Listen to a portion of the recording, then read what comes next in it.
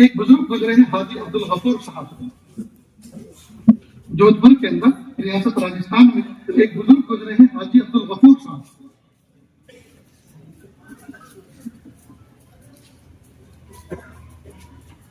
یہ جو بزرگ تھے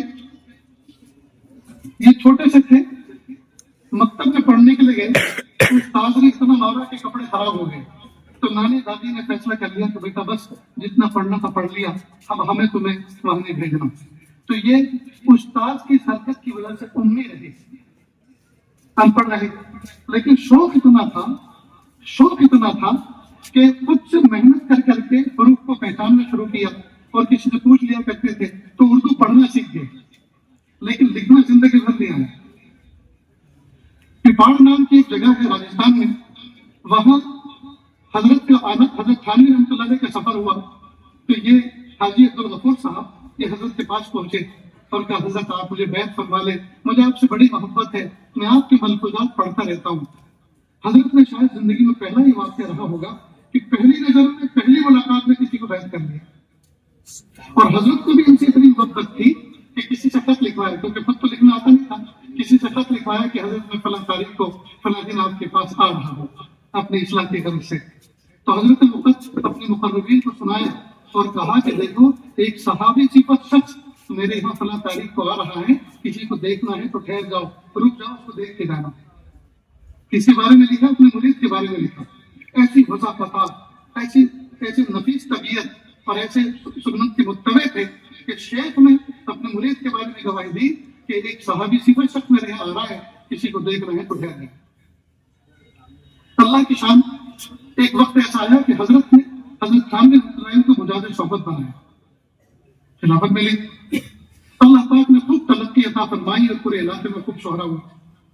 اب یہ کتابیں پڑھتے تھے، حضرت تھانوی رحمۃ اللہ علیہ کے ملفوظات دیکھتے رہتے تھے. ان کے اوپر ایک حال طاری ہوا کہ مجھے اللہ کی محبت میں اور آگے بڑھنا ہے، اور یہ جو 6-7 میرے بچے ہیں اور بیوی ہیں، ان سب کے ساتھ جو میری مشغولیت ہے یہ اللہ کی محبت میں حاریہ ہے. اللہ کی محبت اور عشق میں یہ مانے ہیں، لہذا مجھے ان سب کو چھوڑ کے نکل جانا چاہیے. لیکن پھر خیال آیا کہ ان کے تو حقوق میرے ذمہ فرض ہیں، لہذا میں ان کو کیسے چھوڑ سکتا ہوں. تو اس خیال سے بات آئے. پھر کچھ مدت کے بعد انہوں نے حضرت ابو ذر غفاری رضی اللہ عنہ کے حالات پڑھے، پھر وہ جذبہ جوش میں آیا. چنانچہ ایک روز رات کو کل 40 روپے کی مالیت گھر کے اندر موجود تھی نقدی، اس میں سے 7 یا 8 روپے سفر خرچ کے طور پر اس میں سے نکالے، بقیہ پیسے چھوڑے اور سب کو رات کو سوتے ہوئے ایک نظر دیکھا اور نکل گئے. سوچا ریلوے اسٹیشن تو بالکل قریب ہے، یہاں تو کوئی نہ کوئی شناسہ مجھے دیکھ لے گا جب میں دلی کی طرف جاؤں گا اور وہاں سے مجھے تھانہ بند جانا ہے، وہاں مجھے لمبا قیام کرنا ہے. تو جب ڈھونڈ مچے گی تو کوئی نہ کوئی آدمی بتائے گا کہ اس ٹرین میں ایسے بیٹھتے ہم نے دیکھا ہے. تو لوگ اس دن میں جب جائیں گے تو تھانہ بند تک پہنچ جائیں گے، جا پکڑیں گے مجھے. تو 40 میل پیدل چلے اور ایک اننون چھوٹے سے غیر معروف اسٹیشن سے روانہ ہوئے، سوار ہوئے ٹرین میں جہاں کی پہچان بنی. رات کو سوار ہوئے، صبح میں دلی پہنچے. تھانہ بند کی طرف جانے والی ٹرین شام کو تھی. تو دن بھر ایک مسجد میں 2 کتابیں ساتھ میں تھی، ایک کلیات امدادیہ اور ایک حضرت تھانوی رحمۃ اللہ علیہ کے ملفوظات پر مشتمل کتابیں پڑھتے رہے. کلیات امدادیہ میں ایک حکایت لکھی. حکایت پڑھ کر عجیب و غریب کیفیت ہوئی. حکایت میں لکھے حضرت حاجی صاحب نے کہ ایک شخص کو اللہ کی محبت کا جوش آیا، اس نے سوچا کہ یہ بیوی جو ہے نا یہ میرے لیے اللہ کی محبت میں مانے ہیں، لہذا طلاق دے کر وہ اللہ کی محبت میں نکل گیا سفر پر، اور لمبی مدت سفر میں گھومتا پھرتا رہا. پھر بہت دنوں کے بعد، بہت زمانے کے بعد اپنے گاؤں آیا. تو ایک شخص نے یہ دیکھ کر کہ کوئی درویش صفت آدمی ہے تو آج میں اس کی مہمانی کا شرف حاصل کروں، اپنے گھر پہ بلا لیا. اللہ کی شان، یہ وہ گھر تھا کہ اس کی آنے والے مہمان کی جو متعلقہ بیوی تھی اس کا نکاح اسی آدمی کے ساتھ ہوا تھا، اسی گھر میں. تو اس نے دیکھا ہو یہ تو بہت پرانا کھلاڑی آیا. خیر اس کا احترام کیا، خدمت کی. صبح کو دونوں فجر کی نماز پڑھنے گئے. جب واپس آئے تو وہ جو عورت تھی نکال کے بیٹھی ہوئی تھی، اس کو کیا پتا اس مہمان کو کہ یہ کون ہے، لیکن وہ جان گئی تھی تو میرا شوہر ہے. تو اس نے کہا بابا یہ کیا لیے پھر رہے وہ ساتھ میں، یہ جھولا تھا.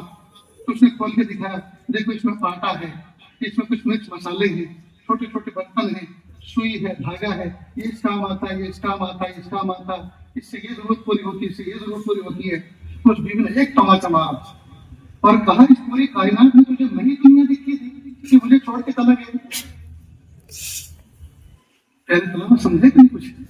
کتنی گہری بات اس نے کہی کہ اس پوری کائنات میں تجھے نہیں دنیا دکھی تھی کہ مجھے چھوڑ کے چلا گیا، اور یہ جو لیے پھر رہا ہے یہ دنیا نہیں ہے.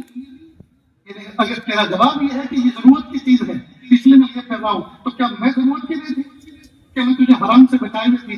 تیری نسلیں انسانی کو بڑھانے کا ایک ذریعہ تھی، حلال اور جائز ذریعہ تھی. اور اگر میں زائد کی ضرورت سے خارج تھی تو یہ بھی تو پھر زائد ہونا چاہیے، تو ہی چھوڑ. بس حضرت حاجی عبدالغفور صاحب نے جو واقعہ پڑھا فوراً کتاب بند کی اور 14 سبق روشن ہوئے. سوچا میں بھی تو کچھ ایسی غلطی کر کے آیا ہوں، پر کس طرح ہے کہ میں نے طلاق دے دی، لیکن چھوڑ تو دیا نا. کس کے حوالے کیا، کیا انتظام کیا، ضروریات میں کیا ہوگا. کل حضرت فیملی کے یہاں پہنچ جاؤں گا اور وہ سوال کریں گے، پوچھیں گے تو کیا جواب دوں گا. شرمندگی ہوگی، رسوائی ہوگی، سب کے سامنے زجر توبیخ ہوگی. چنانچہ الٹے قدم سیدھے اپنے گھر آ گئے اور آنے جانے میں 3 دن کا وقت لگا اور گھر والوں سے معافی مانگی کہ میری وجہ سے تمہیں تکلیف ہوئی.